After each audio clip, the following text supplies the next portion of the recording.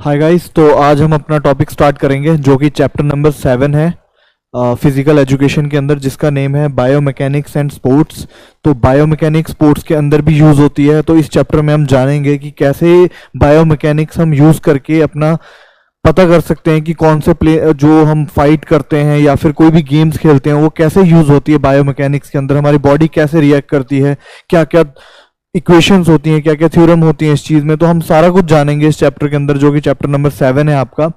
तो इसमें बायोमैकेनिक्स आप देखा होगा, बायोमैकेनिक्स आप फिजिक्स में ही देखा होगा, मोस्ट प्रॉब्ली आपने इसमें देखा होगा। तो हम गेम्स में भी इसका यूज़ करते हैं, जैसे कि अलग अलग थ्योरम में हम यूज़ करते हैं। बट उससे पहले मैं आपको प्रीवियस चैप्टर का 6 के बारे में एक बताना चाहूँगा, जो हम एक ने इंजरीज के बारे में पढ़ रहे थे, स्पोर्ट्स इंजरीज जो थी हम उसके बारे में पढ़ रहे थे। तो मैं उसी का टॉपिक लेना चाहूँगा एक, तो उसके हम जान लेते हैं पहले। तो हम जानेंगे पहले जो एक रिकवरी थ्योरीज होती थी उसके बारे में हम जानेंगे। तो हमने कल राइस वाली थ्योरी पढ़ी थी, रेस्ट आइस कंप्रेशन एलिवेशन। तो ये हमने एक पढ़ी थी, बट आपको मैंने बोला था कि मैं बाद में आके आपको बताऊंगा। तो आज मैं उसका क्लियर करता हूँ डाउट। जैसे कि आपने पिछली बार देखा होगा, अब इंजरी हो गई, इंजरी हमें हो गई, अब उसका हम क्योर भी कैसे कर सकते हैं और कैसे उसका क्योर है, तो सारा कुछ उसमें हम ये टेक्निक में बताएंगे। ये सिर्फ मेजर, जैसे हर एथलीट को पता होता है ये स्टोरी, आपको भी पता होना चाहिए। जैसे कि आपका मान लीजिए एंकल में एंकल आपका ट्विस्ट हो गया और उसमें इंजरीज आ गई, तो उसमें क्या रहेगा, स्ट्रेन या तो स्ट्रेन आपका उस टाइप की इंजरी होगी। तो उसमें आप पहले क्या करेंगे इस टेक्निक में, रेस्ट, पहले उसको रेस्ट में देना है आपने, उसमें ऊपर प्रेशर नहीं करना है। तो ये टेक्निक सबसे अच्छा डिपेंड करती है। जैसे हम अगर वो इंजरी हुई है और हम वॉक करना स्टार्ट कर दें तो वो होगा क्या, हमें ही बाद में उसकी प्रॉब्लम झेलनी पड़ेगी, वो पेन और सिवियर होता जाएगा। तो उसमें रेस्ट में हमने सबसे पहले इसमें हम रेस्ट पोजीशन में आ जाते हैं। फिर आइसिंग, आइसिंग मतलब जो लोकल आइस पैक होते हैं, या फिर आइस भी हमने डायरेक्ट इंटीमेट नहीं कर देनी उस चीज़ में कि हमारे जैसे उस जहाँ पे एरिया में हमें दर्द है उस पे एरिया में डायरेक्ट हमने आइस क्यूब फ्रिज से निकाल के लगा दिया, ऐसा नहीं करना है। उसको किसी प्लास्टिक बैग में रैप करके या फिर कुछ ऐसा रैप करके उसको लगाना है उस चीज़ में। तो आइसिंग उसको बोल देंगे। कंप्रेशन हम बोल देंगे, हम जो क्रैप बैंडेड यूज़ करते हैं या फिर जो भी बैंडेड यूज़ करते हैं वो भी हम उससे भी कर सकते हैं। और वो भी जैसे अगर मान लीजिए मेरे एंकल मेरे रिस्ट में फ्रैक्चर आया हुआ है या फिर मेरा रिस्ट ट्विस्ट हो गया है जिसकी वजह से इसमें स्प्रेन या स्ट्रेन है, तो मैं क्या करूंगा, इसमें हाथ में यहाँ से टैप बैंडेड बांधना स्टार्ट करूंगा ऊपर की तरफ को जहाँ पे वो होता है। तो इसमें हम कवर करते हैं ताकि उसमें हल्का हल्का गर्माहट रहे और वो पेन जल्दी जल्दी ठीक हो जाए। प्लस साथ में एलिवेशन, अब मान लीजिए मेरे पैर में स्ट्रेन है तो मैं क्या करूंगा, अब मैं तकिए के ऊपर अपना हाथ रखूंगा ताकि वो एलिवेट पोजिशन में हो जाए और वो उसमें दर्द का खून का फ्लो अच्छे से वो होता रहे ताकि उसमें जल्दी हीलिंग का वो आए। और मैं रेस्ट सबसे पहले दूंगा इसमें। तो इसकी हम डेफिनेशन पढ़ेंगे। राइसर भी बोल सकते हैं, राइसर स्टैंड फॉर ये रेफरल। तो ये रेफरल वो हो गया कि आपके रेफरेंस के लिए, इसके लिए तब यूज किया गया है। वैसे हम इसको राइस ही पढ़ते हैं ऐसे। Is used to manage soft tissue injury to reduce scarring and pain for faster recovery. This is technique to be used in first aid technique immediately after the injury occur. ये सबसे पहले हम injury में, जब injury हो जाती है हमें स्पोर्ट्स में या एथलीट को किसी को लग जाती है, सबसे पहले हम यही टेक्निक अपनाते हैं। ये मोस्ट इंपॉर्टेंट है। आगे ये भी हमारी है, talk, absorb, touch, active moment, passive moment. तो ये हमारा एक बहुत ही मतलब हेल्पफुल रहता है। इसमें हम जैसे कि अगर प्लेयर को कोई इंजरी हुई है तो ये मेंटलिटी भी हम समझ सकते हैं प्लेयर की कितनी लगी है कितनी नहीं लगी है उसको। हम उससे पहले बात करेंगे अच्छे से कि हाँ जी आपको हुआ, जितनी हो रही है, कहाँ दर्द हो रही है। हम ऐसा नहीं कि उसको पता है हमें एल्बो फ्रैक्चर हुई है उसकी तो हम उसको उठा के देखने लग जाए। पहले हम पूछेंगे आपको कितना सिवियर पेन हो रहा है, उसके उसको ऑब्जॉर्व करेंगे उसको कहाँ पेन हो रहा है। उसके बाद हम हल्का सा टच करके देखेंगे कि उसके मसल टीयर में या फिर बोन में कुछ ज़्यादा या स्वेलिंग तो नहीं आ गई जिसकी वजह से अंदर खून जमा हो रहा है, वो भी हम देखेंगे। एक्टिव मूवमेंट देखेंगे, अगर वो मूवमेंट अपने कर पा रहा है कि नहीं। पैसिव मूवमेंट देखेंगे, अगर वो कुछ अपने तरफ से पकड़ पा रहे हैं या कुछ मूवमेंट कर पा रहे हैं कि नहीं। एंड स्किल टेस्ट है, it is help to accessing the non serious injuries. देखिए अब जैसे अगर प्लेयर गिर गया है और उसको पता नहीं है, उसको खुद को पता नहीं है, फिर डॉक्टर को या फिर कोई भी अदर एथलीट है उनको पता नहीं है कि उसको लगी है कि नहीं है, तो वो इस टेक्निक से उसको पता लगा सकते हैं उसको कितनी लगी कितनी नहीं। अगले है non harm and avoid arm stand for no heat, no alcohol, no running, no massage. This are the important precaution that any injury athlete must take for the rest 72 hour. मतलब ये जो हम जो ये चीज़ है, आइसिंग विसिंग है, ये जो ये हम उससे पहले अगर पेन हमें ज्यादा हो उसके बाद हम ये चीज करने लगे तो उसका कोई फायदा नहीं रह जाएगा इसमें, इसका कोई फायदा नहीं रह जाएगा उसमें। तो हम क्या करेंगे, इसको चीज को ठीक करने के लिए एक मिनट रुकिए जरा।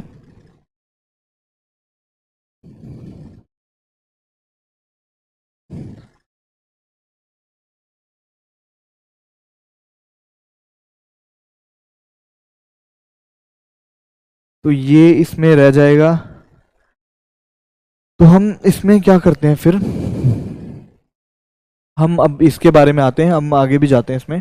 तो आगे का है other technique for injury treatment. अब इसमें भी देखेंगे हम अदर क्या क्या टेक्निक हम यूज़ कर सकते हैं या फिर क्या हम प्रिकॉशन यूज़ कर सकते हैं इंजरी को रिकवर करने के लिए। पेन रिलीफ में हम क्या करते हैं, पेन किलर या फिर कुछ भी ऐसा माइंड सेट बनाते हैं अपना कि पेन हमारा कम हो जाए हमें, ताकि हमें बेनिफिट मिले उस चीज़ का। Pain killer such as paracetamol, हम क्या करते हैं पेन किलर भी खाते हैं, बट यही मैं आपको बता रहा था उस दिन भी, हमने जब स्टार्टिंग में स्टार्ट किया था, पेन किलर जो हम खाते हैं वो आर्टिफिशियली हमारे पेन रिसेप्टर को बंद कर देता है, उनको सुन कर देता है।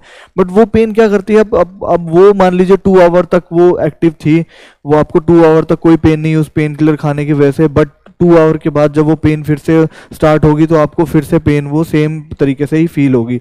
तो ये एज एन आर्टिफिशियली माइंड का वो होता है जब तक वो ठीक नहीं होती। तो ये हम ये करेंगे, देखो अब मसल भी अलग अलग चीज़ों में अलग अलग परफॉर्म करती है, मसल की इंजरी भी अलग होती है, मसल में भी रिसेप्टर होते हैं, जो पेन रिसेप्टर होते हैं वो पूरी बॉडी में होते हैं आपके। अब वो हम डेली डेली, अब जैसे बॉक्सिंग वाले होते हैं वो क्या करते हैं डेली प्रैक्टिस से अपने मतलब जो अपने रिस्ट हैं उनको पक्के करते हैं, और ये मतलब फेस की जो सारी मसल्स हैं, जो बोन है, उनको नेक को अपने मजबूत करते हैं, वो प्रैक्टिस करते हैं ताकि पेन रिसेप्टर उनके थोड़े से डाउन हो जाएं, उनको ज़्यादा पेन फील ना हो। बट अगर वो चीज़ हाईली उससे रेगुलर प्रैक्टिस से ज़्यादा उसको लग जाए तो फिर वो ज़्यादा ही सिवियर पेन होने लग जाती है। तो हम इसके आगे देखेंगे। तो ये हम फिजियोथेरेपी, अगर हम बात करें फिजियोथेरेपी में क्या रहता है, फिजियोथेरेपी अगर हम जैसे मान लीजिए कोई बड़ी इंजरी, हमें बोन ब्रेकेज हुआ था हमारे लेग में, तो फिजियोथेरेपी का एक्सरसाइज करवा के आपको हेल्प करती है ताकि वो नॉर्मल मोमेंटम में आपकी मसल या बोन फिर से आ जाए। तो वो क्या रहता है, जैसे आप अगर आपकी लेग में फ्रैक्चर आया था, आपने 2-3 महीने फ्रैक्चर प्लास्टर रहा आपका, फिर आपको निकला, फिर वो प्लेटिंग वगैरह निकली सारा कुछ, तो उसका काम होता है फिजियोथेरेपिस्ट का। फिजियोथेरेपिस्ट क्या करता है, आपको नोट डाउन करता है कि आपको ये एक्सरसाइज करनी है, आपको ये डाइट लेनी है, और आपको चलना है धीरे धीरे, आपको सडन वेट नहीं देना उसमें, क्योंकि वो बोन ऑलरेडी वीक होती है, उसको मजबूत होने में पहले प्रॉपर वे में न्यूट्रिशन, डाइट, ये सब कुछ लगता है। तो वो क्या करते हैं, पहले आपको some people recovering long time injury में बेनिफिट फ्रॉम द फिजियोथेरेपी, ये लॉन्ग टर्म एंड इंजरीज होती हैं उनको भी होता है। तो इसमें सिंपल सा फंडा यही लिखा हुआ है इनने कि फिजियोथेरेपी लॉन्ग टर्म जो इंजरीज होती है उसमें हेल्प करती है। अब इसमें सर्जरी एंड प्रोसीजर भी होता है। सर्जरी देखिए, अगर मेरी कोई बोन ब्रेकेज हो गई और वो ओपन फ्रैक्चर है, ओपन फ्रैक्चर मतलब अगर वो बाहर को आ गई हड्डी, तो ऑब्वियस सी बात है वो आपकी सर्जरी से ही ठीक होगी, उसमें प्लेटिंग डलेगी। अब वो बोन ब्रेकेज मैं बता रहा था आपको, ये मान लीजिए स्किन है, ये बोन यहाँ से टूट के यहाँ को निकल गई है बाहर को, तो अब इसको फिट करने के लिए ये कुछ ना कुछ ऐसा यूज़ करेंगे कि वायर फिक्सेशन आप जैसे बोल सकते हैं, प्लेयर्स में होते हैं नॉर्मली। ये मोस्ट प्रॉब्ली ये कॉमन चीज़ें हैं, अगर गेम खेलना है तो उसमें इंजरीज भी होती हैं, तो वो सारे डिपेंडेंट होता है। अब हम आगे इस चैप्टर में आ जाएंगे, तो हमारा ये वाला जो टॉपिक थे क्लियर ही कर दिया हमने सारा। अब हम इसमें आएंगे चैप्टर नंबर 7 में, बायोमैकेनिक्स एंड स्पोर्ट्स। तो हम इसमें स्टार्ट करते हैं, इसमें क्या क्या पढ़ने वाले हैं हम। तो इसमें सबसे पहला पॉइंट पढ़ने वाले हैं projectile and factor affecting the projectile trajectory. अब प्रोजेक्टाइल तो आपको पता है, कुछ भी हम आगे पढ़ेंगे चीज। Newton's law of motion and their application in sports, Newton's का लॉ भी हम यूज करते हैं स्पोर्ट्स में। तो ये सारी चीजें भी, न्यूटन्स का लॉ भी, ग्रेविटेशनल भी, हम जो गेम खेलते हैं javelin throw, badminton, short put, और ये सारे गेम्स जो हम खेलते हैं, क्रिकेट भी उसमें भी, ये इसमें ही आ जाता है प्रोजेक्टाइल की उसमें ही। एरोडायनेमिक प्रिंसिपल, एरोडायनेमिक्स कैसे हम यूज करते हैं, स्पोर्ट्स में भी एरोडायनेमिक यूज होते हैं। जैसे कि आपने देखा होगा जो स्केटर्स होते हैं वो थोड़े टाइट ड्रेस पहनते हैं, क्यों, ताकि उनमें ज़्यादा एयर प्रेशर ना लगे और वो स्पीड परफॉर्म कर पाए। रनर्स भी ऐसे ही करते हैं। फ्रिक्शन एंड स्पोर्ट्स, फ्रिक्शन भी स्पोर्ट्स में बहुत इंपॉर्टेंट होता है। फ्रिक्शन भी एक मेजर टॉपिक है। जैसे आप बॉलिंग बॉल गेम खेलते हैं उसमें फ्रिक्शन लेस होता है, उसमें बॉल सडन मूव करती रहती है, तो फ्रिक्शन के बारे में हम जानेंगे कैसे। Introduction to access and plane, ये वाला मेन टॉपिक होता है कि हम कौन से मूवमेंट में कौन से मूवमेंट कर रहे हैं। अब जैसे इसमें भी अलग अलग टाइप के प्लेन होते हैं, फ्रंटल प्लेन, सैगिटियल प्लेन, तो ये सारे हम पढ़ेंगे इसमें। Types of movement, flexion and extension, abduction, adduction, तो ये भी पढ़ेंगे हम इस चीज़ में। Major muscle involve in running, jumping and throwing, muscle कौन कौन सी यूज़ होती है हमारी जब हम कोई स्पोर्ट्स खेलते हैं, गेम खेलते हैं, ये सारा इस चैप्टर के अंदर हम पढ़ेंगे अभी। तो चलिए शुरू करते हैं। फर्स्ट जो हमारा है, तो हमारा बायोमैकेनिक्स, अब डेफिनेशन तो ऑब्वियस ही बात है हमें पढ़नी पड़ेगी, पहले हम समझेंगे। Biomechanics tell us how our muscle, bone, tendon and ligament work together to produce movement. It gives us a detailed analysis of any sports movement which help us minimize the risk of injury and improve the sports। तो इसका मतलब यही है, हमें एक particular game के बारे में, एक पर्टिकुलर गेम के बारे में हमें समझाता है, हम उसको अंडरस्टैंड करते हैं, हम उसको अंडरस्टैंड करते हैं कि गेम कैसे खेली जाती है, स्ट्रेटजीज देखेंगे उसकी, हम स्ट्रेटजीज देखेंगे उसकी, प्लस साथ में देखेंगे उसका हम, प्लस साथ में उसके देखेंगे कि कैसे कैसे रूल्स एंड रेगुलेशन होते हैं, उसमें हम मास्टर्स होंगे रूल्स में। फिर उसके बाद हमें एक इंजरी ना हो उसकी, हम इंजरीज भी देखेंगे उसकी, इंजरीज ना हो कि हमें बेटर हम वे में कैसे परफॉर्म कर सकते हैं। फिर हमें चलेगा उसमें हम मास्टर्स हो जाएंगे उस गेम में। तो उसी चीज को लेके सॉर्टेड डेफिनेशन बनती है बायोमैकेनिक्स। तो आप ये नोट डाउन कर लेंगे, समझने के लिए समझ जाएंगे, डेफिनेशन यही नोट डाउन करेंगे। Biomechanics tell us how our muscle, bone, tendon, ligament, जो आपके ये सारे हैं लिगामेंट जो आपके जुड़े हुए हैं, टेंडन्स हैं, वो कैसे आपकी मतलब मसल स्ट्रेचिंग में हेल्प करते हैं और गेम्स में उनकी यूजेज हो जाती है, वो एकदम यूज टू हो जाते हैं उसके। अब आप बोलेंगे अगर आपको क्विक रनर हैं आप, आपकी जो आपकी हैमस्ट्रिंग है वो आपकी इतनी पावरफुल होगी, आप वेट लिफ्टर हैं तो उसमें आपको हेल्प मिलेगी इस चीज़ों में ही। तो हम आगे चलते हैं इसमें। तो प्रोजेक्टाइल भी हम इसमें पढ़ लेंगे। What is projectile? Projectile an object thrown into space either horizontally and और at an acute angle under the action of gravity called projectile. तो हम कुछ अगर यहाँ से पर्टिकुलर एक पर्सन यहाँ से कुछ फेंकता है यहाँ से एक बॉल टाइप का, तो वो एक आर्क में जाएगा और वो यहाँ जाके सडन गिरेगा। अब इस चीज़ को हम, इस प्रोसेस को हम प्रोजेक्टाइल बोल देते हैं। जो ये चीज़ हुई इसको हम प्रोजेक्टाइल बोल देते हैं। तो स्पोर्ट्स में सिंपल सा हमने यही सीखना होता है कि what is projectile, this process is called projectile. तो हमने इसमें कोई एडिशनल हमने कुछ पढ़ना नहीं है इसमें, क्योंकि हम ये चीज़ें मतलब होती हैं उन चीज़ों के लिए। तो इसका हम एग्जाम्पल है projectile. In the field game and sports there are many example of projectiles such as sword throwing, hammer, discuss and javelin. अब देखिए जैवलिन जो हम फेंकते हैं, जैसे भी हम जैवलिन यहाँ से, हमारे नीरज चोपड़ा जी जो जैवलिन फेंकते हैं, तो उन्होंने एक तो अपनी मसल इतनी ट्रेंड कर ली होती है उस चीज़ के लिए और इतनी एक्सरसाइज, उनकी मेहनत इतनी है, तो वो जब फेंकते हैं चीज़ वो एक टाइप में प्रोजेक्टाइल वे में ही जाती है, वो जाके आगे जाके गिरती है, कहीं ना कहीं जाके वो गिरती है। तभी उनका 94 जो उनने बनाया था रिकॉर्ड, उसको वो करते हैं पूरा। तो ये प्रोजेक्टाइल का एक बेस्ट एग्जांपल हुआ।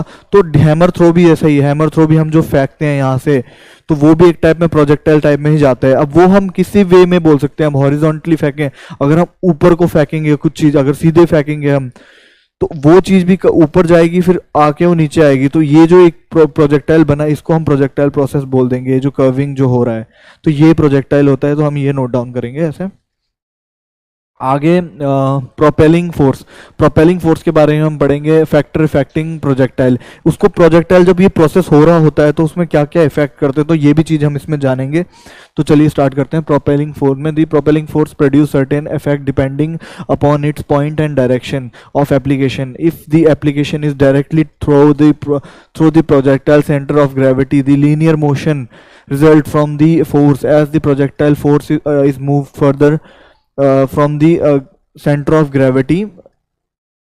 gravity force, as the projectile force is moved further from center of gravity, rotation motion, rotatory motion। अब देखिए इसमें मतलब प्रोपेलिंग मतलब जो मतलब अब इसको, अब वो आग में जब नीचे आ रहा है वो, तो यहाँ वाली जो इसकी जब उसके फोर्स खत्म हो जाएगी, हमने फोर्स अपनी, अब जैवलिन थ्रो में हमने जैवलिन फेंक दी अपनी तरफ से, अब वो जैवलिन जहां तक उस पर फोर्स लगी थी वो जा रहा है। अब वो बॉल जहां तक हमने स्टोन जो भी हमने फेंकना था वो जहां तक वो जा रहा है। अब मान लीजिए मैंने एक स्टोन फेंका, वो यहां तक फोर्स से, मेरी फोर्स से चला गया।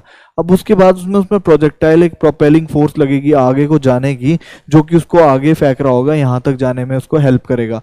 तो यही सिंपल सी प्रोसेस होती है प्रोजेक्टाइल से ही। आपको सारी ये अब ये नोट कर लेंगे ये चीजें। जैसे फोर्स ऑफ ग्रेविटी, ये तो आप समझ गए सारे कि उसके बाद का प्रोसेस वो आगे ले जा रहा है। तो as soon as contact is broken from the projected, देखिए अब ये भी बात है, अब मैंने जो फोर्स लगाई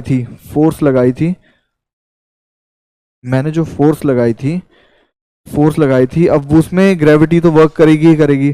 फोर्स जब तक थी उस ऑब्जेक्ट में वो आगे बढ़ता रहा।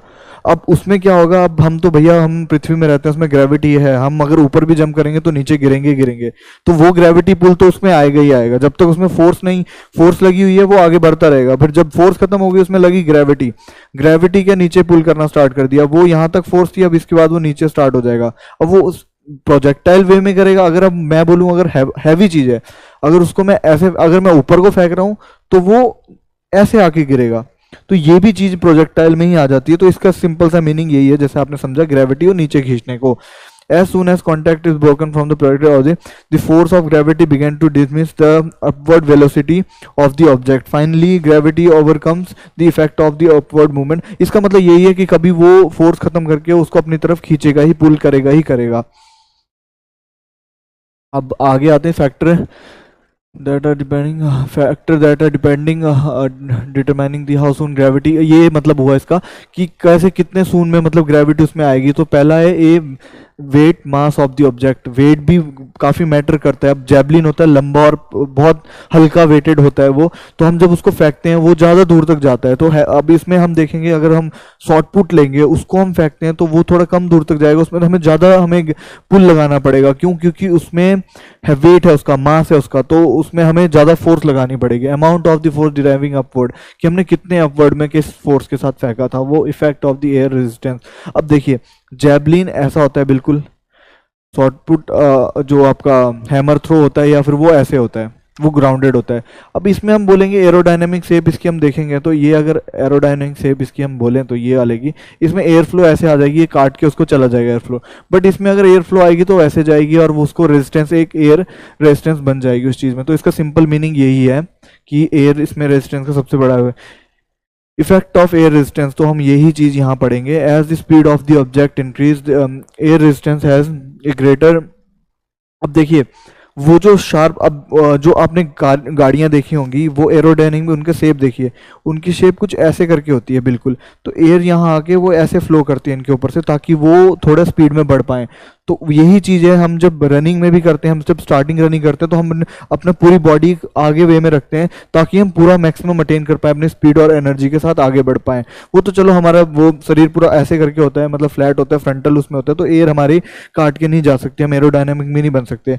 बट यही चीज़ है, एक जब आपने फास्ट रेसर होंगे, जो अपने साइकिलिस्ट होते हैं जो वर्ल्ड रिकॉर्ड बनाते हैं बाइकर्स, वो बिल्कुल लीन होके चलते हैं। क्यों? क्योंकि उनको अपनी एरोडायनेमिक जो शेप होती है वो बनानी पड़ती है, जिसकी वजह से उनमें एयर रेजिस्टेंस चीज़ ना आए। अब एयर रेजिस्टेंस अगर बोलें तो अगर मान लीजिए जब भी ओलंपिक चीज होती है तो उसमें देखना हम वेदर, टेम्परेचर, ये सारा कुछ देख के मिलते हैं। तब एक बार आप देखिएगा हिस्ट्री में एक ऐसा भी ओलंपिक हुआ है जिसमें हर बंदा उससे ज़्यादा ही परफॉर्म कर रहा था, हर बंदा चीज़ फेंक रहा था, वो चीज़ उसके दूर ही गिर रही थी। क्यों? क्योंकि उसमें एयर रेजिस्टेंस की हेल्प मिल रही थी उनको, एयर उनकी हेल्प कर रही थी। अब जैवलिन फेंक रहे हैं, अगर हवा, अगर यहाँ से जैवलिन मैंने यहाँ इस वर्ड में फेंका, इसी डायरेक्शन में अगर एयर भी चल रही है तो वो हेल्प करेगी उसको मोमेंट को कि और जाने के लिए आगे, उसको और पुश करने में।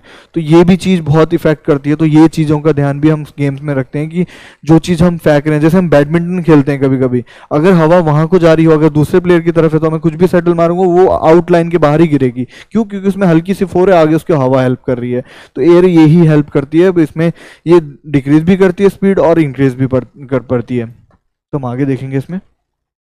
तो projectile factor affecting the projectile trajectory, तो इसमें अब ये है, जैसे मान लीजिए हम बोलें तो डायरेक्शन, अब मान लीजिए ये वर्टिकुलर जो हमने डायरेक्शन में फेंका और हॉरिजॉन्टल में फेंका, वो कहीं ना कहीं तो वो करते हैं, रिलीज करते हैं। तो इसमें सबसे बड़ा स्पीड ऑफ रिलीज, अब कितनी स्पीड में जैवलिन या हम शॉर्ट पुट जो है वो फेंक रहे हैं उसको, कितनी फोर्स के साथ, तो स्पीड उसमें मेन गिनती है। तो स्पीड, फोर्स और एक ग्रेविटी, ये तीनों चीज़ें बहुत मायने रखती हैं जब हम किसी थ्रोइंग गेम को खेलते हैं।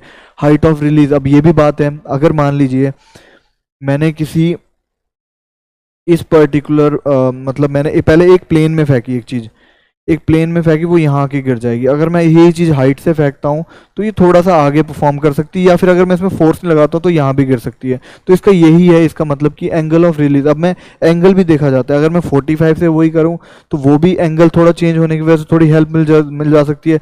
अब एंगल अगर मैं सीधा फेंक दूँ, अगर मैं यहीं से यहाँ से बिल्कुल सीधा फेंक दूँ तो वो आगे जाके कहीं ना कहीं यहीं गिर जाएगा पास में ही। बट अगर मैं एक एंगल से फेंकूँ तो वो किसी टाइम प्रोजेक्टाइल पूरा पूरा बना के वो आगे ही गिरेगा।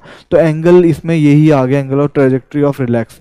तो हम ये सारी पॉइंट्स इसमें देखते हैं, ये सारी गेम्स में, थ्रोन गेम्स में। आप जब आगे हायर फर्दर स्टडीज़ में जाएंगे तो इस टॉपिक के ऊपर ब्रीफ हमें बताया गया है कि कैसे कैसे कौन सी गेम में कैसे कैसे कौन सा आर्क बनते हैं, इनके फॉर्मूला भी होते हैं, वो भी आपको जानेंगे आगे जाके आप। बट फिलहाल के लिए आपके सिलेबस में इतना है, आपने यही पॉइंट नोट डाउन करने कि क्यों इफेक्ट हुआ था और भैया इसलिए इफेक्ट हुआ था, तो मैंने ये पॉइंट लिख दिया है। तो Newton's law of motion and their application the field in sports. तो न्यूटन्स के हमारे लॉ कैसे हमारी गेम्स में आते हैं।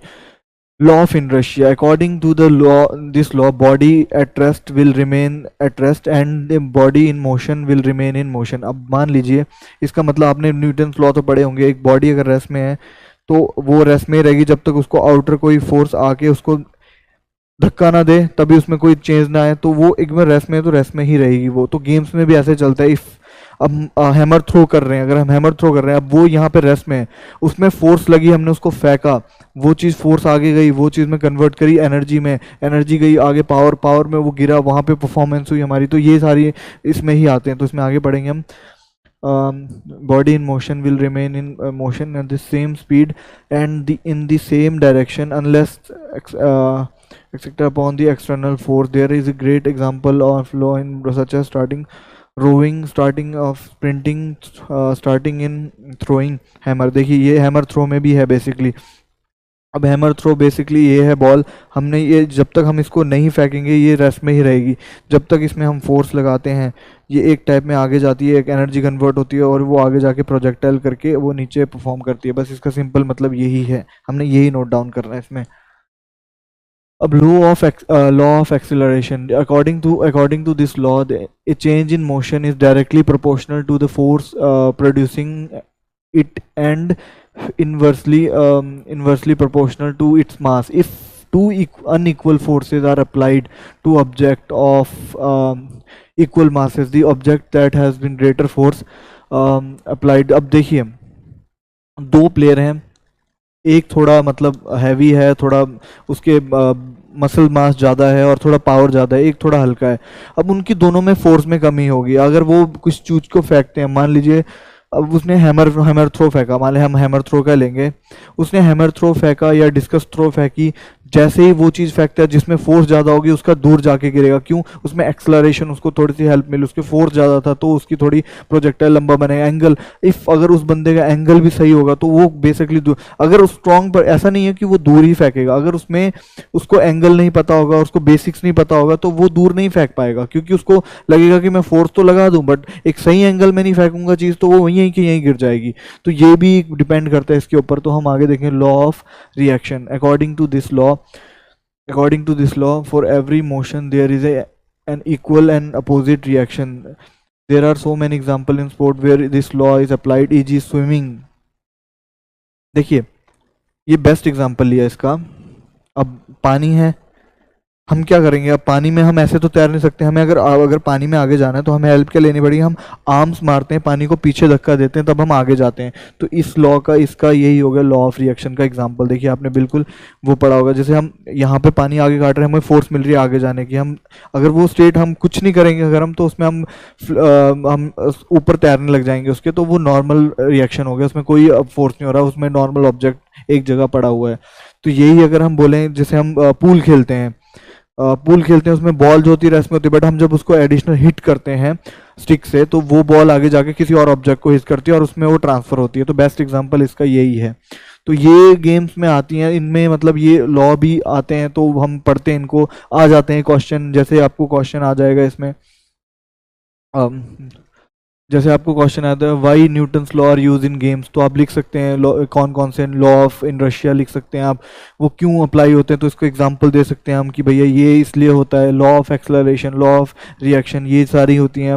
रिएक्शन अब वो तो हो गई, जब हम चीज़ अप्लाई करेंगे वो कुछ ना कुछ इफेक्ट तो करेगा उस चीज़ में। एरोडायनामिक्स अब हम पढ़ेंगे कि गेम्स में एरोडायनामिक्स कैसे यूज होती हैं, और ये इंपॉर्टेंट टॉपिक है। क्यों? क्योंकि ये मोस्ट ऑफ दी, अब देखा होगा आपने, एरोडायनामिक चीज़ जो है मतलब वो हर चीज़ में, अब जैवलिन में यूज हो सकती है, थ्रोन में यूज हो सकती है, किसी भी चीज हम उसमें हम उसको समझना पड़ता है हमें, क्या परफेक्ट एंगल क्या है, उसके बाद उसकी प्रोजेक्ट्री क्या होगी। तो ये सारी गेम्स में बहुत इंपॉर्टेंट, आगे जाके पढ़ते हैं इसमें। तो aerodynamics is study of properties of moving air and the interaction between the air solid bodies and moving between it. तो ये अगर कोई पर्टिकुलर बॉल है तो इसके ऊपर हवा जाएगी तो इसमें थोड़ा थोड़ा यहाँ से हर रेजिस्टेंस तो लगेगा। अगर ये शार्प होती है यहाँ से तो हवा ऐसे जाती है ऊपर से।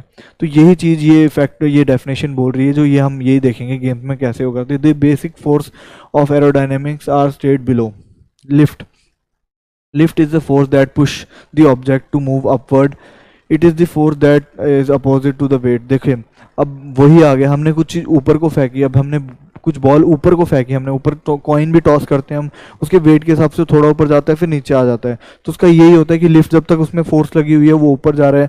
अब वैसी ही चीज़ जैवलिन में भी आ जाती है, हैमर में भी आ जाती है, या बास्केटबॉल में भी आ जाती है। अब एग्जाम्पल, बास्केटबॉल हम जो शूट करते हैं तो वो एक परफेक्ट एंगल हम पता होता है कि उसमें हमें परफेक्ट फोर्स और उसके साथ हमें वो बास्केट शूट करना है, तो वो उसी जो उसका बास्केट होता है उसके अंदर गिरे तो हम वो परफेक्ट फोर्स और एंगल के साथ करते हैं और वो बिल्कुल वहीं जाके गिरता है। अगर आप में अगर ये नहीं सीख पाए तो आपको ट्रेनिंग करनी पड़ती है, अपने मसल सब चीज़ें ट्रेनिंग करनी पड़ती हैं। तो उसमें भी इफेक्ट देखा होगा, उसमें हवा हुआ चल रही होगी। एक देखा होगा बास्केटबॉल प्रोफेशनली हवा के बिना ही खेला जाता है, क्योंकि बास्केटबॉल भी उस कहीं ना कहीं उसमें एरोडायनामिक का भी इफेक्ट पड़ता है। उसमें भी ज़्यादा अगर एयर चल रही है बहुत ज़्यादा तो अपने लोकेशन से यहाँ यहाँ चल जाती है उसमें। तो वेट, उसमें वेट का भी पता लगता है। जो हैमर थ्रो होता है वो हैवी होता है, उसके लिए फोर्स ज़्यादा लगानी पड़ती है। जितना बड़ा ऑब्जेक्ट उतनी बड़ी फोर्स। अब मेरे को अगर किसी अगर मान लीजिए मेरे को अगर किसी सीपीयू को ही, कंप्यूटर के सीपीयू, अब हमारे पास सीपीयू है यहाँ पे तो हम उसका एग्जांपल ले लेंगे। सीपीयू हैवी होता है, सीपीयू ही अगर मैंने फेंकना है तो मेरे को थोड़ा जोर लगाना पड़ेगा, एनर्जी लगानी पड़ेगी उसको फेंकने के लिए। इनकेस अगर मेरे पास कोई फ़ोन पड़ा है तो उसको तो हम 2 मिनट में दीवार में मार के तोड़ देते हैं, तो दीवार में तो वहीं के वहीं फोर्स खत्म होगी। बट अगर मैं दूर फेंक रहा हूँ फ़ोन को तो देखना वो अगर मैं परफेक्ट एंगल फेंकूंगा तो दूर गिरेगा वो। तो यही इस चीज़ में आगे वेट मास के ऊपर, इसको हम मास भी बोल देते हैं। तो इस जो ऑब्जेक्ट होता है उसमें बहुत वेरी करता है। Weight is a force generated by the gravitational force of the earth. The weight of the object control how strong the push is. हाँ, ड्रैग। अब drag is a force that tries to slow the object down. It make the hard for the an object to move. It is harder to walk through the water then through the air. देखिए अब पानी है जो, अब मैं अब यहाँ से चल रहा हूँ, बेस्ट एग्जांपल देता हूँ। हवा की डेंसिटी बहुत ज़्यादा कम है, जिसके मेरे को अगर वहाँ पे तेज़ हवा चल रही होगी, कहीं पे अगर स्टॉर्म आ रहा है तो मेरे को दिक्कत होगी, क्योंकि वो फोर्स मेरे ऊपर लगा रहा है बहुत ज़्यादा।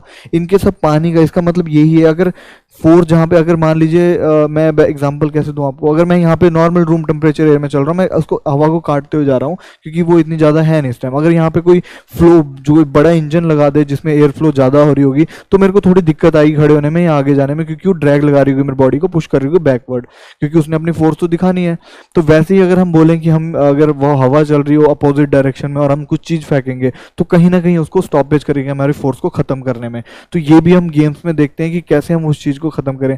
जैसे बॉक्सिंग में पंच मारता है कोई, अगर उसका पंच उसको परफेक्ट टाइमिंग के बाद लग गया, उसको उसी के वहीं फोर्स ट्रांसफर हो जाएगी उसके मुंह में और वो उसके हिट लगेगी, इम्पैक्ट, और वो गिर जाएगा। अगर वो फोर्स उसने डॉज कर दी तो वो फोर्स खाली जाती है, आगे जाने की ट्राई करती है। देखना आप ये भी। तो आगे आगे thrust. Thrust is a force that is opposite of drag, push the moving object forward दी।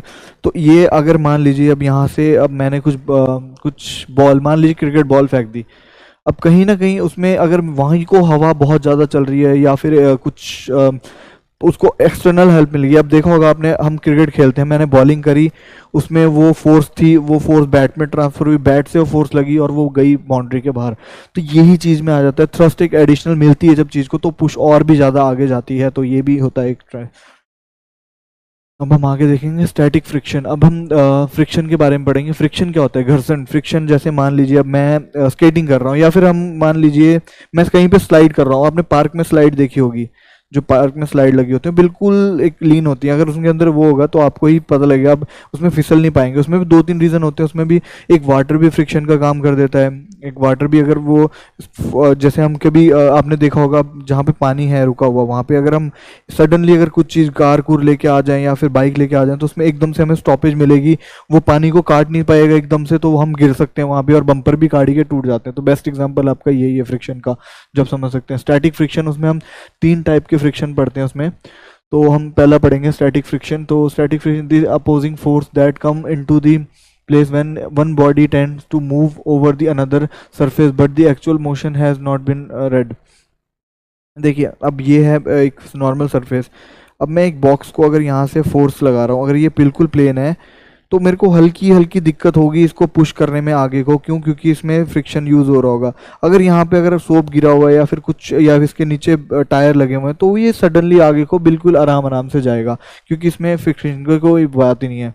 तो limiting friction is maximum two of things force that comes into play when the body is just on the average of the moving of the surface. तो इसका भी यही मतलब kinetic. अब जो friction, अब देखिए जैसे मान लीजिए अपने वाटर में, नदी में आपने बोर देखे होंगे जो ऐसे करके यूज़ होते हैं। तो अब ये चीज़ें जब इसमें फोर्स लगा रही हैं अब होने के लिए, तो ये फ्रिक्शन पैदा कर रहा है, इसको देखिए पानी को रोक रहा है इस फ्लो को आगे जाने के लिए। अब इसको क्या कर रहे हैं हम, काइनेटिक एनर्जी में कन्वर्ट कर रहे हैं, इसमें हम एनर्जी प्रोड्यूस, ये घूम रहे हैं यहाँ से, ये यहाँ पर एनर्जी प्रोड्यूस कर रहा है। तो यही गेम्स में भी हम जैसे सीखते हैं, जैसे मान लीजिए अब रोलर होते हैं, अगर हमें क्या करते हैं वो कभी कभी देखिएगा हम एक दिन एडिशनल, पहले हम स्ट्रेट में हम रोल कर रहे होते हैं, स्केट कर रहे होते हैं, तो हम एक बार क्या करते हैं हम स्टॉप होते हैं एकदम के लिए, फिर हम एकदम से उसका फ्रिक्शन का हेल्प लेते हैं ताकि हम आगे जल्दी बढ़ें। वो साइड को हम जब स्केट मारते हैं तो वो आगे में रुक के हम जब आगे मारते हैं तो हमें स्ट्रेस मिलता है फ्रिक्शन से भी। तो इसका मतलब यही है, एनर्जी कन्वर्ट करने में भी हेल्प करता है कहीं ना कहीं। जहाँ पे फ्रिक्शन है वहाँ पे ऐसा नहीं है कि भैया आप रुक ही जाओगे, आप बिल्कुल ही स्टॉप हो जाओगे, ऐसा नहीं है। आप मूव भी करते हो, उससे पावर भी मिलती है आपको। तो एक्सेस एंड प्लेन, तो हम एक्सेस एंड प्लेन के बारे में देखेंगे। तो हम दो ही एक्सेस के बारे में देखें। पहले हम पढ़ लेंगे, प्लेन इज ए इमेजिनरी और flat surface passing through the body organ और plane in the surface on which movement occur. तो ये एक पर्टिकुलर, जैसे हम प्लेन और एक्सेस बोल देंगे कि है कुछ नहीं। अगर हमारी बॉडी भी दो टाइप में बटी हुई है, एक हमारे फ्रंटल जो हम मूवमेंट करते हैं, जो हमारे फ्रंटल होते हैं कान के पास से जाते हैं, एक सैगिटियल जो हमारे नाक की तरफ से जाता है। आप ऐसे समझ सकते हैं, एक नाक की तरफ एक कान की तरफ से जाता है। तो इसमें जो मूवमेंट हमारी फ्रंट जो हमारी मूवमेंट आ गई वो ये साइड वाइज आ गई, तो वो साइड वाइज आ जाएगी। जो फ्रंट में आ रही है तो फ्रंट में, यही इसका सिंपल डेफिनेशन होती है। इसमें आपने ज़्यादा, ये आगे जाके आपको हेल्प करेगी कि आप प्लेयर्स की कैसे कैसे क्या समझते हैं, अब आप हायर स्टडीज़ में जाते हैं तब। तो इसमें देखिए सैगिटल एंड मेडियल प्लेन जो कि आपके कान की तरफ से आता है। मतलब मैं आपको एग्जांपल बताऊं, रुकिए ज़रा, इसमें होगा तो हाँ। अब ये देखिए, ये इसके और भी पार्ट है जो हम पढ़ेंगे आगे, बट मैं आपको ऐसे एग्जांपल दे रहा हूँ उससे। अब ये कल मैं बोल रहा था जैसे सुपाइन पोजीशन में जो योगा हम करते हैं, सुपाइन मतलब ऊपर की तरफ, प्रॉन मतलब नीचे की तरफ फेस रहता है। तो ये वो चीज़ें हैं जो कि अब देखिए इसकी ऐसे करके हम डिवाइड करते हैं बॉडी को, तो जाके हमें प्लेन एंड एक्सेस मिलता है। तो हमारा जो ये वाला एरिया है, ये वाला जो हमारा ये ईयर, जैसे हमारे ईयर की तरफ से, अब ऐसे इमेजिन करिए ये है। अब इसको अगर मान लीजिए मेरे को यहाँ से अगर डिवाइड किया जाए, यहाँ से अगर यहाँ से बोला जाए अगर मेरे ऑब्जेक्ट का आर पार यहाँ किया जाए, तो ये हम देखते हैं इस प्लेन में जो हमारे एक्सेस होते हैं, जो हमारे सैगिटियल हैं, वो हमारे जैसे हमारे यहाँ से जा रहे हैं नोज की तरफ से, ईयर की तरफ से जा रहे हैं। जैसे हम यहाँ पे देखेंगे क्या लिखा था वहाँ पे,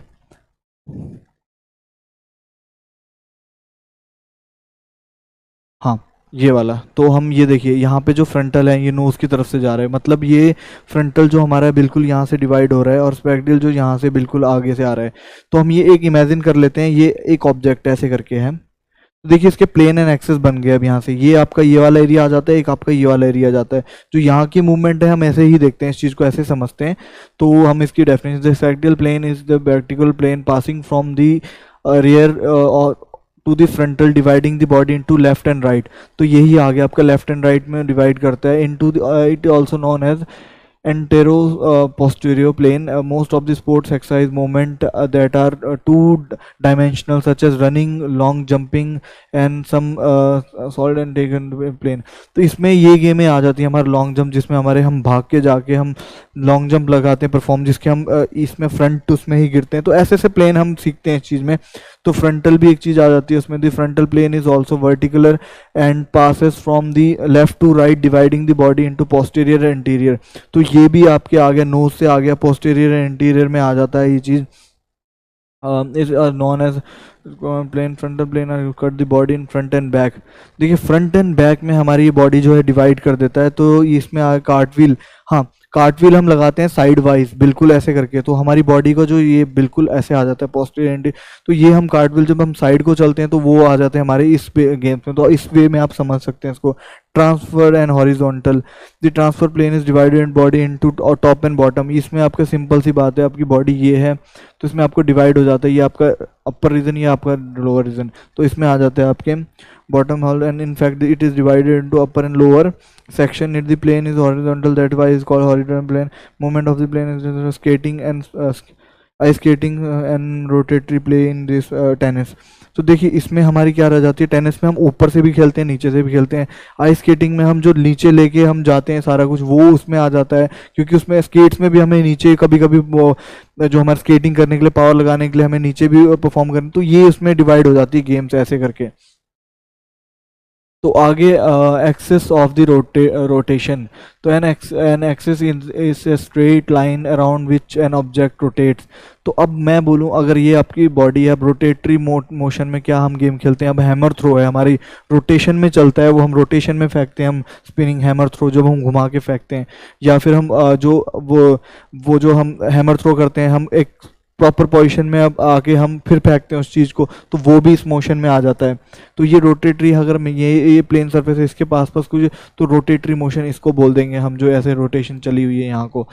तो movement it at the joint of the human muscle skeleton system which are mainly rotational and take place in the line of perpendicular to the plane of which occur in the axis। तो ये वो वाली games हो जाती हैं जैसे rotatory motion में हम आगे देखेंगे। ये भी आ गया हमारा। तो टाइप्स ऑफ मोमेंट,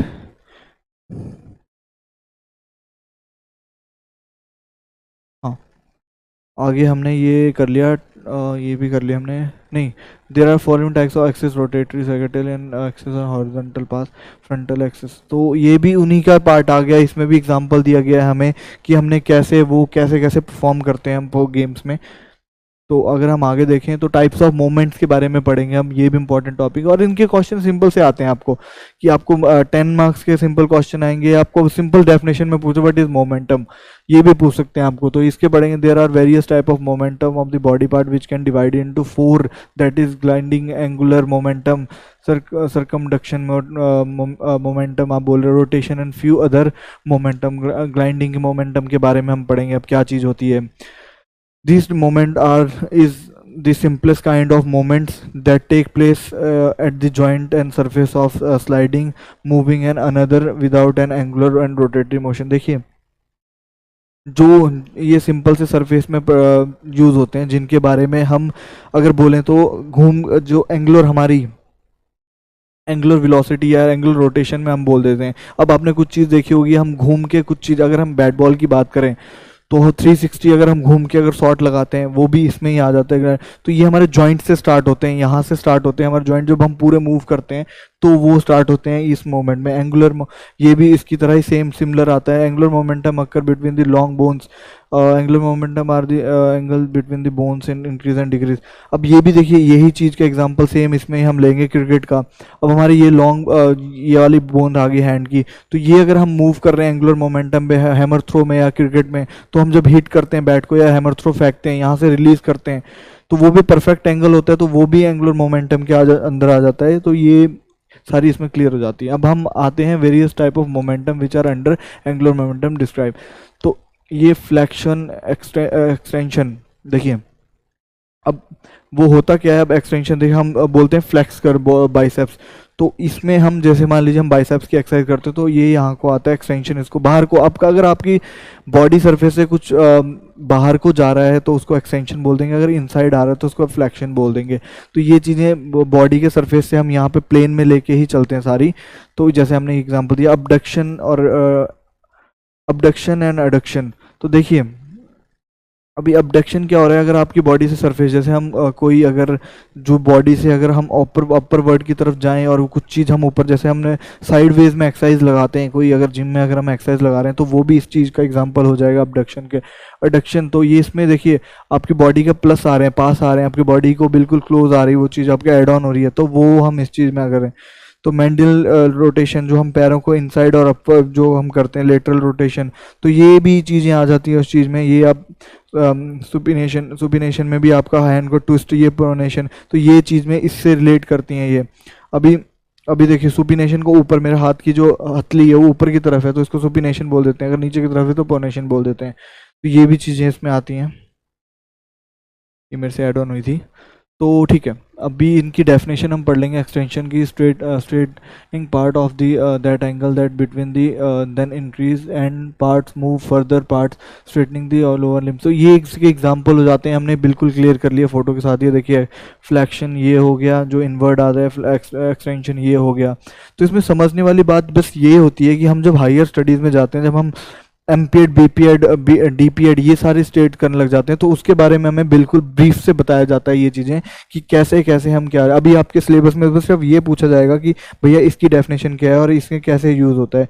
तो अबडक्शन आप जैसे देख ही रहे हैं, आपके जो ये मूवमेंट हो गया, हम बिल्कुल डिस्क्राइब कर सकते हैं कि लोअर पार्ट से जो चीज़ अपर पार्ट की तरफ जाती है या फिर अपनी बॉडी से दूर की तरफ जाती है, जो अवे हो जाती है डिस्टेंस में, उसको हम अबडक्शन बोल देते हैं। और एडक्शन को जिसमें हमारी बॉडी के पास आती है, जो चीज़ हमारे पास आ रही है। अब हम अगर हम बॉलिंग बॉल बोलेंगे तो इस प्रोसेस में हम बॉलिंग बॉल को करते हैं, तो ये चीज़ें भी उसमें आ जाती हैं। ये सारी मूवमेंट इसमें ही देखते हैं हम, इसमें कंफ्यूज होने की बात नहीं है, बस आपने डेफिनेशन याद करनी है, पॉइंट आपको इमेजेस देख के भी आ जाते हैं ये चीज़ें आके।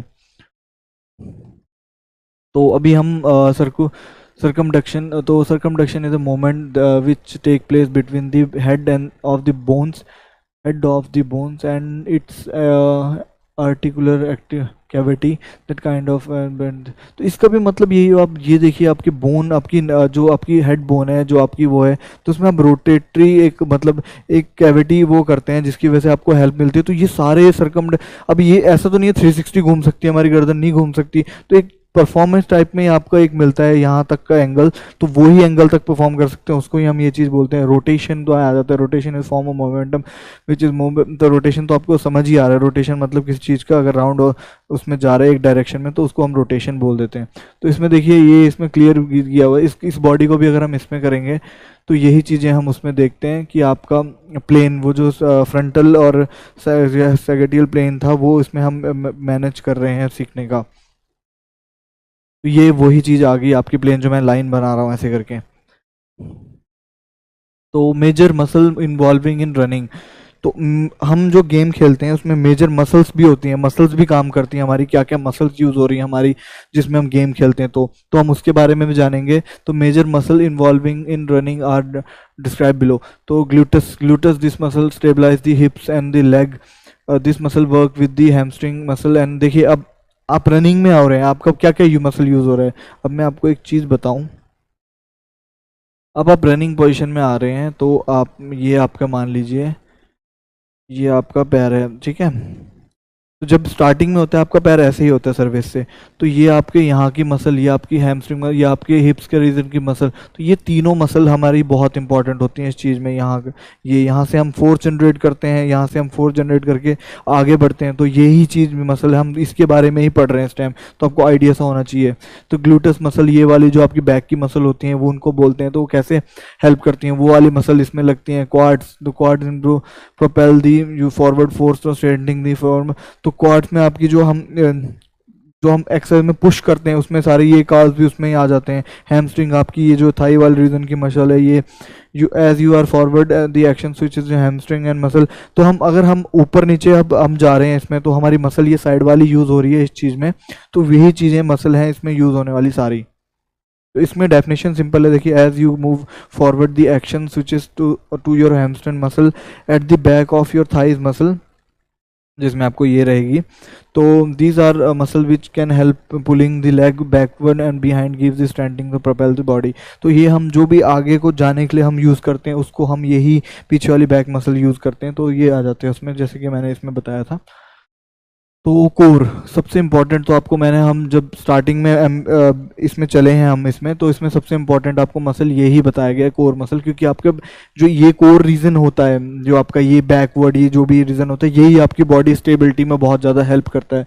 तो strong abs and back are really important because they keep your posture straight, overall good, in good form. The muscle play the significant. अब मान लीजिए आप ये हैं, एक पर्टिकुलर पर्सन ये हैं आप, तो आप अगर यहीं से अगर स्ट्रांग होंगे, इस पार्ट से, आपका कोर रीजन से ही, तो आपकी अपर बॉडी भी एक प्रॉपर शेप में रहेगी और आपको एक हेल्प मिलेगी आपको इस एंगल में, या फिर जो भी आप रनिंग करते हैं या फिर आप क्लाइंबिंग करते हैं या फिर कुछ भी करेंगे, आपका कोर स्ट्रांग होगा, आप कहीं पे भी चढ़ जाएंगे, देखना। बट आपका कोर अगर स्ट्रांग नहीं है, आपका एब्स, अगर आपके एब्डोमिनल एरिया की मसल कमज़ोर है या फिर आपकी बैक कमज़ोर है, तो आप देखना कुछ भी आप कर नहीं पाएंगे, रनिंग में भी आपको प्रॉपर तरीके से हेल्प नहीं होगी। तो यही इसका मैं, बाइसेप्स इसमें हेल्प करते हैं। Biceps also play an vertical role in running. Biceps maintain the bent of the swinging the arm. देखिए, अब हमने सोचा होगा हम तो पैरों से दौड़ते हैं, उसमें पैरों की मसल यूज़ हो रही है, पर हमारे बाइसेप्स की या फिर हैंड मसल कैसे यूज़ हो रहे हैं उसमें। तो अगर मान लीजिए आप प्रॉपर वे में अगर आपका हैंड भी रखते हैं आप अपने, तो इससे भी आपका एक हेल्प मिलती है, आपको एक इनर्शिया मिलता है आपको भागने का, कि आप उस चीज़ में भाग रहे हैं, आप अच्छा परफॉर्म कर रहे हैं। तो ये मसल भी इसमें इंपॉर्टेंट होती है बाइसेप्स की, क्योंकि इसमें एक वेव बनती है जो हाथ की, जैसा कि ये लिखा हुआ है backward and front while running. तो इसमें आपको एक प्रॉपर वे में बॉडी का स्ट्रक्चर मिलता है भागने के, जिसकी वजह से आपको हेल्प मिलती है बहुत ज़्यादा। अब major muscle involving in jumping and throwing, तो ये भी हम, ये चीज़ें हम तब एग्जांपल ले रहे हैं रनिंग में और जंपिंग में, कि हमारे, क्योंकि वो एक्सप्लोजिव रन में आ जाती है, एक्सप्लोजिव मसल ट्रेनिंग में आ जाती है चीज़ें, तो हमें पढ़ना पड़ता है। Leg, feet and gluteus muscle group are use in jumping. Specific muscle, तो ये 3 मसल हमारी यूज़ होती हैं इसमें, ग्लूट, फीट, लेग। तो ये आपको पता ही है, लेग, फीट आपको पता है, ग्लूटस आपका ये वाला एरिया हो गया जो आपका बैकवर्ड का एरिया होता है। Which are involve in jumping are gluteus maximum. तो ये भी वही चीज़ आ गई आपकी यहाँ की रीजन वाली। हैमस्ट्रिंग आपकी बैक मसल आ गई, क्वाड्रिसेप्स, ये भी मसल आपकी लेग की मसल आ गई। तो इनफैक्ट जंपिंग इज अगर 3 stages. Stage of preparatory stage where your ankle muscle, calf muscle and tension to prepare launching. देखिए, अब हम किसी, अगर हम, मैं लॉन्ग रनिंग लॉन्ग जंप की बात करूं जो हम करते हैं, तो उसमें मेरे को पता है एक पर्टिकुलर टाइम में मेरे को एक जंप लेना है जिसकी वजह से मेरे को हेल्प लेना है, तो मेरी एक लेग की, और वो भी हम ट्रेनिंग में, जो हम लॉन्ग जंप की ट्रेनिंग होती है उसमें एक चीज़ हम सीखते हैं कि हम कैसे उस मसल को ट्रेन करें उसमें। तो हम एक ही लेग, अपनी जो स्ट्रॉन्ग लेग होती है उसका पता लगाने के लिए भी एक टेस्ट होता है, जैसे हमने टेस्ट एंड मेजरमेंट था, उसमें भी एक टेस्ट, हम जो उसमें हर एबिलिटी, हर स्पोर्ट्समैन का स्ट्रॉन्ग लेग पता करने के लिए हम एक टेस्ट करते हैं। वही टेस्ट अगर जो निकल जाता है, हमें पता लग जाता है अगर मेरी राइट लेग या फिर लेफ्ट लेग मेरी स्ट्रॉन्ग स्टार्टिंग मतलब वो बन सकती है, तो हम उसी लेग को यूज़ करके जंप करते हैं, क्योंकि उसमें हमारे जो हम ऐसे बोल दें कि आपके जो ये वाला एरिया है फुट का ऊपर, जो एंकल है उससे स्टार्ट होती है पावर जनरेट होना ऊपर को, तो उसमें मसल्स काम करती हैं, ये वाली जो लिखी हुई हैं यहाँ पे, ankle muscle, calf muscle and repeated launching the hip. तो आगे हम पढ़ेंगे इसमें। The hamstring and gluteus maximum combine with the knees extensor extend the knee to allow the body to launch into the air। तो यही मतलब एक बना के, मतलब आपका एक पूरा वो बनाते हैं। तो आपने डेफिनेशन लिख लें, देखिए लिखने के लिए सिंपल है, हमें मसल के नाम पता लग गए हैं, अब हमने सिर्फ कहानी लिखनी है। मतलब यहाँ पे ये नहीं होता कि आपको एग्जाम्पल ऐसे देना है कि आपको कोई साइंटिफिक्स को कोई आपको एक नॉलेज देनी है इनको कुछ भी, कि आपने ये जानते हो भैया, तभी आपने सिर्फ मसल के नाम पढ़ने हैं, जो कि ये रहे आपके सामने मसल के नाम।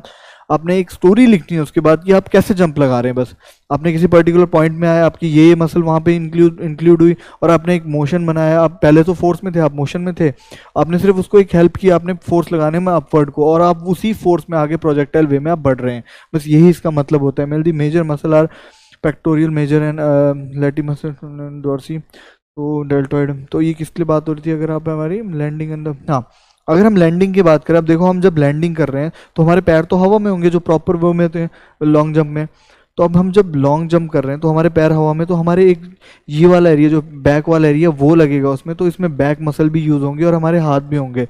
तो हाथ भी हमारे, ऐसा नहीं होता है, देखना आप जब लॉन्ग जंप लगा रहे होंगे, अगर आपकी कैप पहनी है जो कि आपने आजकल रूल के खिलाफ है, बट आपने कैप पहनी है, अगर वो आपसे वेट से पहले अगर आप उस जगह में गिर गए तो आपका कंसीडर उतना ही होगा जंप, उसको आगे नहीं जहाँ पे आप गिरे, आपने चाहे वर्ल्ड रिकॉर्ड तोड़ दिया हो, बट आपकी कुछ चीज़ अगर पीछे गिर गई तो वही चीज़ वहाँ तक आपका जंप काउंट होगा। तो ये चीज़ें भी हमें देखनी पड़ती है रूल्स एंड रेगुलेशन में, जो कि हमने पिछली बार भी पढ़ा था। एक बार हम आगे देखेंगे इसमें। तो ये आधी स्लाइड थी थोड़ी, मैं आपको ऐसे ब्रीफ कर देता हूँ इसके बारे में। तो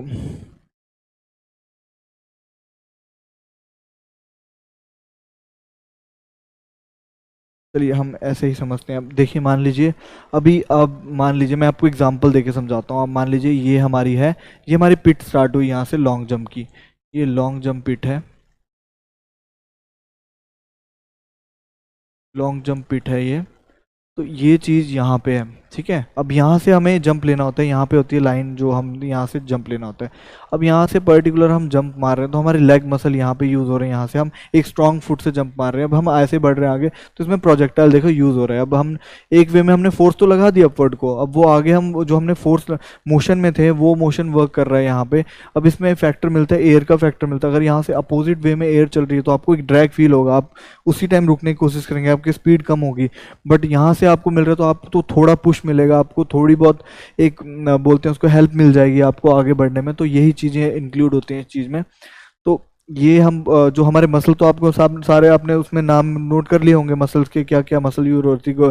ग्लूटस था, जो हैमस्ट्रिंग थी, वो सारी मसल यूज हो गए। आपने पावर जनरेट कर ली, पावर जनरेट कर ली। अब आप पावर के बाद ऊपर को गए, उसके बाद हैपन हुआ प्रोजेक्टाइल आपके आपके बॉडी के साथ, तो आप यहाँ पे आए तो आपने लैंडिंग होगी उसके बाद।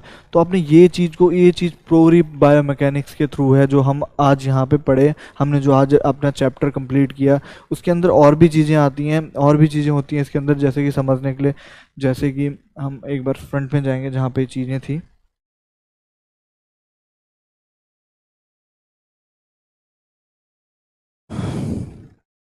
पर रुकिए जरा। तो अगर हम देखा जाए, तो अगर हम बुक में भी देखेंगे तो दो तीन पॉइंट अभी हमारे इसमें बचते हैं, क्योंकि हम जो ये टॉपिक जो हम पढ़ रहे हैं बायोमैकेनिक्स, ये बहुत बहुत लंबा वाला प्रोसेस वाला टॉपिक है। तो इसमें अगर हम देखें देखें तो इसमें हमने क्या क्या कवर किया, एक बार हम रिकैप देखेंगे इसका, जो कि हमें एक याद दिलाएगा। तो हमने आज के दिन पढ़ा, ये जो हमने ये वाली चीज़ें पढ़ी है, ये आपकी इंजरी, स्पोर्ट्स इंजरीज के बारे में थी। तो ये आप रिलेट नहीं करेंगे इससे, ये आपकी स्पोर्ट्स इंजरीज के बारे में थी, ठीक है। तो ये आप रिलेट नहीं करेंगे बायोमैकेनिक्स से। तो आज हमने प्रोजेक्टाइल के बारे में पढ़ा। प्रोजेक्टाइल आपको जैसे कि पता ही लग गया, प्रोजेक्टाइल एक ट्रेजेक्टरी बनाता है या फिर उस मूवमेंट में होता है। तो ये वाली जो बनाता है ये वाली चीज़, तो इसको हम, इस प्रोसेस को बोल देंगे प्रोजेक्टाइल। तो आप ये डेफिनेशन लिख दें, न्यूटन्स के लॉ कैसे यूज़ होते हैं हमारे, न्यूटन्स के लॉ कैसे यूज़ होते हैं हमारे गेम्स में, ये भी हम इसमें देखा हमने, न्यूटन्स का कौन कौन सा लॉ ऑफ रशिया, तो ये सारे हैं, लॉ ऑफ एक्सेलरेशन, ये सारा। एरोडायनेमिक्स हमने देखी, एरोडायनेमिक्स कैसे काम करती है। एरोडायनेमिक्स अगर बिल्कुल ऑब्जेक्ट अगर एरोडायनेमिक हो या फिर हम एरोडायनेमिक चीज़ें यूज़ करें तो हम स्पीड और अपने एक्सेलरेशन बढ़ा सकते हैं उस चीज़ से। तो फ्रिक्शन के बारे में हमने देखा, कौन कौन सी गेम में फ्रिक्शन आ जाता है, कौन कौन सी गेम में नहीं आता है। फ्रिक्शन एक मोस्ट इंपॉर्टेंट चीज़ है। अगर हम किसी चीज़ को, अगर हम बोलें, अगर हम बॉक्सिंग खेलते हैं, अगर हमें प्रॉपर एक पावर चाहिए होती है पीछे बैकवर्ड, तो हमें उसमें फ्रिक्शन की ज़रूरत होती है। हम जब जूडो खेलते हैं तो हमें उसमें भी ग्रिप चाहिए होती है, जो कि ग्रिप में भी फ्रिक्शन तभी आता है अगर वो हम ग्रिप नहीं कर पाए।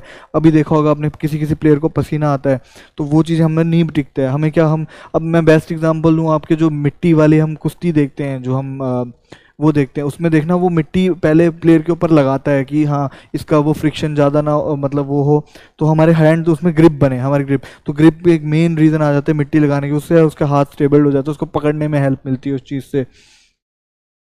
तो अपने हम introduction to access and plane, हमने ये भी इसमें नोट डाउन किया कि हम कौन से प्लेन में कौन सी गेम। तो इसमें दो ही थे, इसमें फ्रंटल और सैगिटियल, तो ये दो ही प्लेन थे इसमें, तो हमने ये आपको ये भी पता लग चुका है कि कौन सा प्लेन कहाँ था। ये वाला रीजन, ये वाला रीजन, दो ही टाइप के डिवाइड होते हैं, ऐसे टाइप का था ये। तो ये आपको बिल्कुल सिंपल है। आप अब इसके एग्जांपल देखेंगे, आप मान लीजिए आपने इसके एग्जांपल देखना है, आप खुद करके देखिए। देखिए आप यहाँ से डिवाइडेड हैं दो पार्ट में। अब जब आगे वाली या फिर जो वाली जो चीज़ें करते हैं वही दो प्लेन में, हमारी एक्सेस एंड प्लेन में डिवाइड होती हैं सारी। उससे प्लेन आप समझ गए, प्लेन वही चीज़ होती है। अगर एक्सेस आप उसमें ऐड ऑन करेंगे तो हमने टाइप्स ऑफ मूवमेंट भी देखी, मूवमेंट्स कैसे कैसे होते हैं। फ्लैक्शन जो हम इसी चीज़ के बारे में प्लेन एंड एक्सेस में परफॉर्म करते हैं, अबडक्शन जो थी हम सारी, ये सारी हमने चीज़ें देखी। और हमने मसल भी देखी कि कौन कौन से। अब मसल की गेमें हमें बहुत ज़्यादा मिल जाती है। मसल अभी जैसे मान लीजिए मैं बोलूँ, अगर हम बास्केटबॉल खेलते हैं उसमें बहुत ज़्यादा यूज़ हो जाती है हमारी बाइसेप्स वाली मसल, हमारी ये रिस्ट वाली मसल, हमारा रिस्ट भी स्ट्रांग होनी चाहिए उसमें, और ये बैक मसल भी हमारी यूज़ होती हैं। तो ये मसल सारी एक कंबाइन करके पावर जनरेट करते हैं, जिसके बाद हम प्ले ठीक कर सकें, हम अच्छे से खेल पाएँ, अच्छे से हम वर्क कर पाएँ। तो हमने ये सारा कंप्लीट किया आज। तो इसमें अगर मैं बात करूँ, आपको क्वेश्चन किस टाइप में आ जाते हैं, आपको एग्ज़ाम में क्या टाइप के क्वेश्चन आते हैं। तो इसमें पहला टाइप का आपको क्वेश्चन मीन्स ऐसा आ जाएगा, न्यूटन्स के लॉ कैसे काम करते हैं, what is the Newton law in sports biomechanics में क्या है। प्लस साथ में टाइप्स ऑफ मोमेंट्स, ये आ गई वही जो एक्सटेंशन एब्डक्शन, ये जो हमने पढ़ी सारी। What do you understand by plane, plane के बारे में, प्लेन एंड एक्सेस के बारे में क्या जानते हो आप। और प्लस साथ में आपके आ जाती है इसमें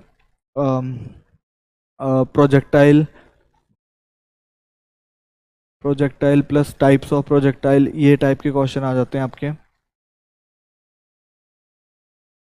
और प्लस साथ में आपके ये बायोमैकेनिक्स की, ऑब्वियसली बात है, बायोमैकेनिक्स की डेफिनेशन आपसे पक्का पूछी जाएगी।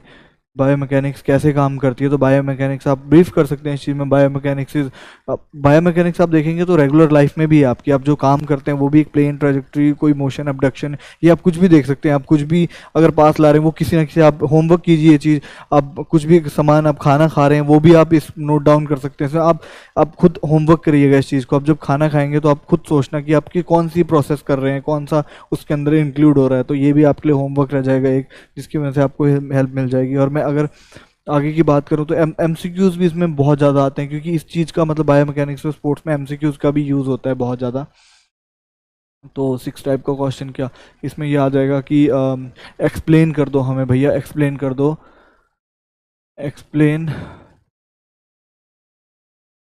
एक्सप्लेन टाइप ऑफ प्रोजेक्टाइल, कि कौन कौन से प्रोजेक्टाइल होते हैं, ये भी आपको पूछा जा सकता है इसमें। तो प्रोजेक्टाइल की टाइप में वही है कि ट्रेजेक्टरी उसकी कौन सी है, कौन से हॉरिजॉन्टल उसमें है, कौन सा नहीं है, ये सारे एक्सप्लेन हम इसमें करना है। तो सातवां आपका आ जाएगा इसमें कि कैसे कैसे games, how your muscle use in games, मतलब कैसे, मतलब आप जैसे हमने लॉन्ग जंप के बारे में गेम्स में, लॉन्ग जंप गेम्स में हमने पढ़ा जंप के बारे में, कौन सी मसल यूज़ हो रही है, हैमस्ट्रिंग वोमस्ट्रिंग जो है सारी, वो मसल हम इसमें इंक्लूड कर देंगे, तो वो भी आंसर हो जाएगा इसका। तो ये काफ़ी मतलब एक इंटरेस्टिंग टॉपिक था हमारा, जो कि अभी हम देखते हैं एक बार, कुछ रहा तो नहीं हमसे, कुछ छूटा तो नहीं हमसे।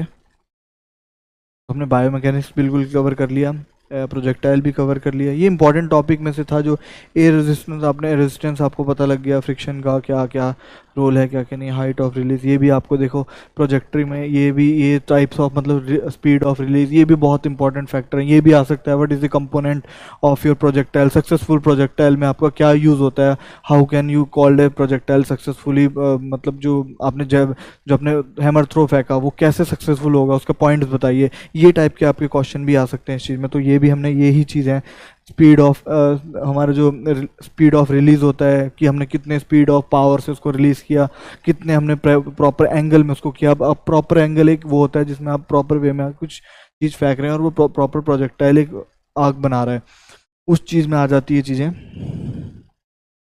तो लॉ ऑफ इनर्शिया, ये भी हमने कवर कर लिया सारा, न्यूटन्स के लॉ। तो हमने बेसिकली सारा ये जो हमारा बायोमैकेनिक्स है हमने क्लियर कर ही लिया है। आई होप आपको मतलब बिल्कुल अच्छे से समझ आ गया होगा अभी कि कैसे हमारा बायोमैकेनिक्स जो सब्जेक्ट है ये रिलेट करता है इस चीज़ में जो कि हमारी स्पोर्ट्स है।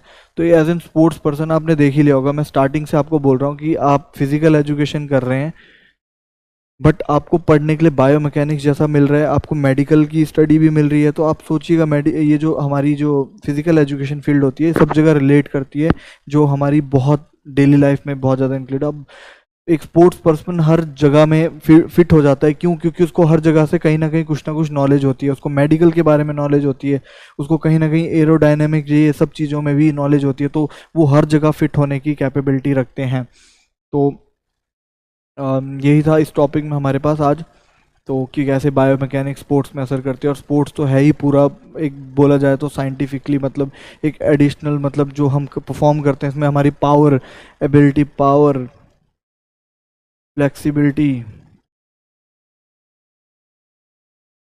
फ्लेक्सिबिलिटी, और पावर, फ्लेक्सिबिलिटी, स्पीड, ये सब हमें देखने मिल जाता है एक पर्टिकुलर गेम में, कि कैसे कैसे हम परफॉर्म करते हैं, कैसे कैसे नहीं परफॉर्म करते हैं। तो इसमें हमने सिंपली जो एक मैं आपको स्टार्टिंग से भी चीज़ बताते आ रहा हूँ कि आपने क्या करना है लाइफ में, कभी भी चीज़ पढ़ लेनी है, बट रट्टा नहीं मारना है उस चीज़ को, आपने समझना है कि मैं क्यों उस चीज़ को पढ़ रहा हूँ। तो अपने बायोमैकेनिक्स सब्जेक्ट है, यही करना है। अपने होमवर्क आपको मैंने बता दिया कि आपने खाना खाते टाइम या फिर आप जो भी वर्क कर रहे हैं, जैसे आप कुछ भी अगर अपने पास कुछ चीज़ ग्लास पकड़ के पानी पी रहे हैं, वो किस प्लेन में, वो किस उस चीज़ में वर्क कर रहा है, तो आप ये भी अपने नोट डाउन करेंगे चीज़ें। तो आज का हमारा टॉपिक यहीं ख़त्म होता है, तो चलिए मिलते हैं फिर। जय हिंद, मिलते रहें।